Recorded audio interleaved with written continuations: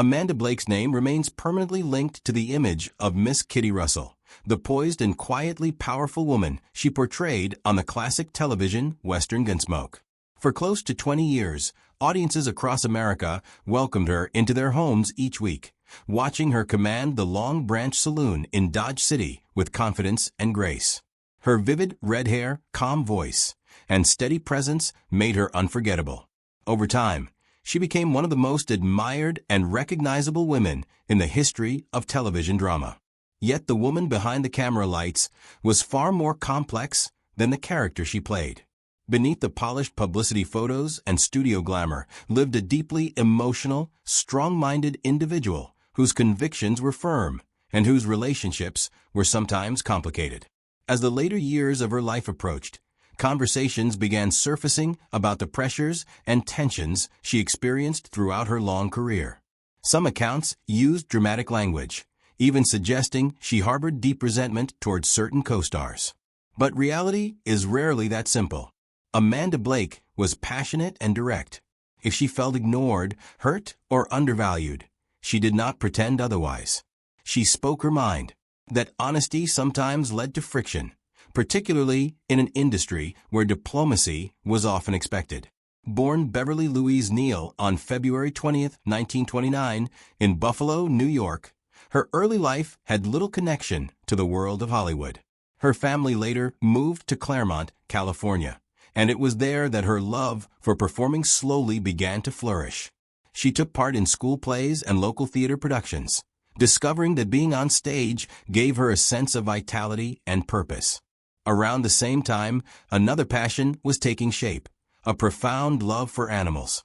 That affection would eventually become one of the defining aspects of her life outside of acting. By the late 1940s, she had committed herself to pursuing an acting career. She signed a contract with Metro-Goldwyn-Mayer, one of the most powerful studios of that era.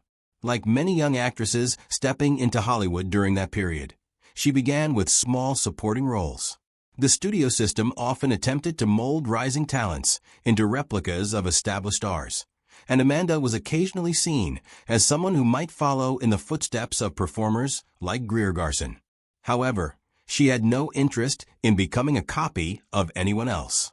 She possessed ambition, individuality, and a determination to build her own path rather than fill someone else's role. Her life changed dramatically in 1955 when she was cast as Miss Kitty Russell on Gunsmoke. The series quickly grew into one of the most successful Western dramas ever produced for television.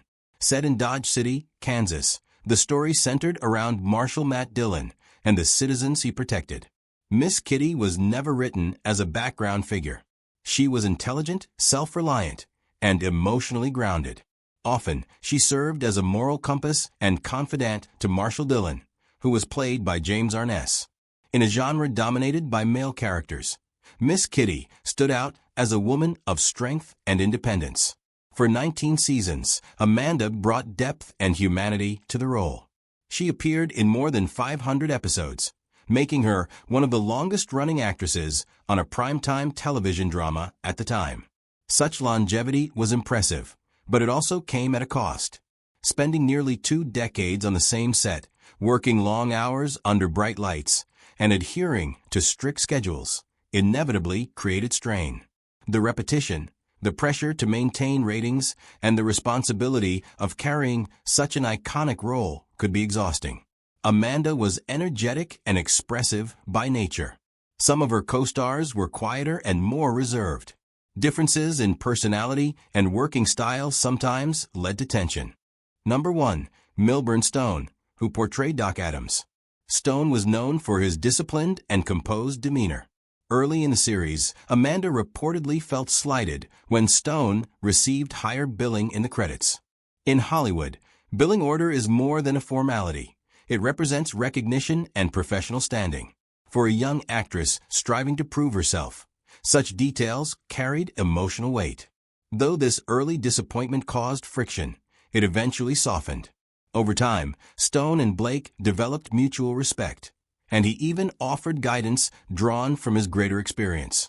Number 2. James Arness, who played Marshal Matt Dillon. On screen, their chemistry was undeniable, and audiences sensed an unspoken affection between Miss Kitty and Dylan.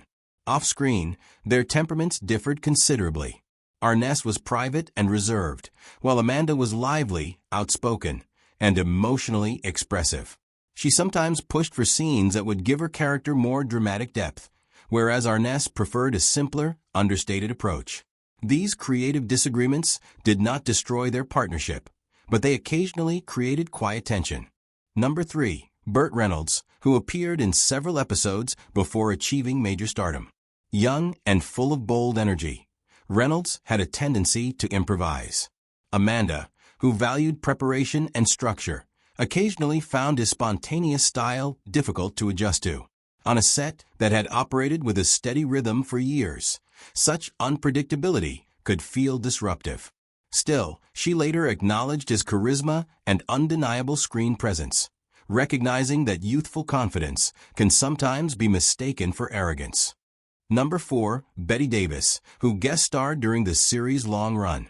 When two powerful performers share the same space, creative sparks are almost inevitable. However, accounts suggest that any disagreements remain professional rather than personal. Amanda respected talent and dedication, even when working styles did not align perfectly. Number 5.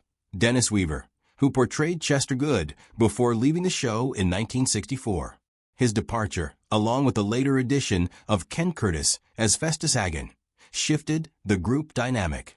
Whenever a long-standing member leaves or a new actor joins, adjustments must be made. Such transitions can stir mixed emotions, but they do not necessarily signal hostility. As she matured, Amanda gradually shifted her priorities. The bright allure of Hollywood gradually lost its appeal, and she directed her attention toward animal welfare. She became deeply involved in wildlife conservation and helped establish one of the earliest successful captive breeding programs for cheetahs. This work revealed another side of her character, compassionate, determined, and committed to causes larger than herself. Even so, her memories of Gunsmoke were complex. She felt pride in what the show had achieved and in the character she had brought to life. At the same time, she remembered the pressures, disagreements, and moments of frustration that came with sustaining such a long-running production. Fame often hides these realities. Viewers see polished performances, not the exhaustion behind them. The Hollywood studio system of the 1950s and 1960s placed strict limitations on actors. Contracts were binding, and performers often had little control over their roles or public image. Amanda, like many of her contemporaries, worked within those confines. When artists feel unheard or undervalued, frustration can quietly build over time, even if it is rarely expressed openly. In the late 1980s, her health began to decline. She was diagnosed with oral cancer, and her condition worsened in the years that followed. In 1989, she passed away at the age of 60.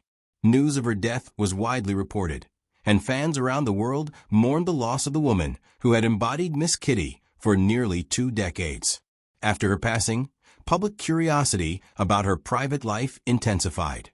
Sensational headlines suggested dramatic revelations about actors she allegedly disliked. But real human relationships are seldom defined by pure hatred or unwavering affection. They are complicated mixtures of admiration, disappointment, misunderstanding, and growth. Reflecting on her legacy today requires nuance. Gunsmoke aired from 1955 to 1975, becoming one of the longest-running primetime dramas in American television history. Working on the same series for 20 years can resemble a long marriage. Early enthusiasm gives way to familiarity, and small irritations can accumulate. Playing Miss Kitty was both a gift and a constraint. While it secured her fame, it also closely associated her identity with a single role. Media narratives often magnify ordinary disagreements into dramatic feuds. Words like hate attract attention, yet they may not reflect the full truth. If Amanda expressed frustration at times, those feelings likely stemmed from specific moments rather than enduring animosity. In her final years, she dedicated herself to wildlife conservation and animal protection, stepping away from the pressures of Hollywood. This commitment demonstrated that her life extended far beyond television fame. She was guided by compassion as much as ambition. Ultimately, reducing Amanda Blake's story to a list of alleged enemies oversimplifies a life filled with achievement, challenge, resilience, and growth. She was strong yet sensitive, confident yet reflective.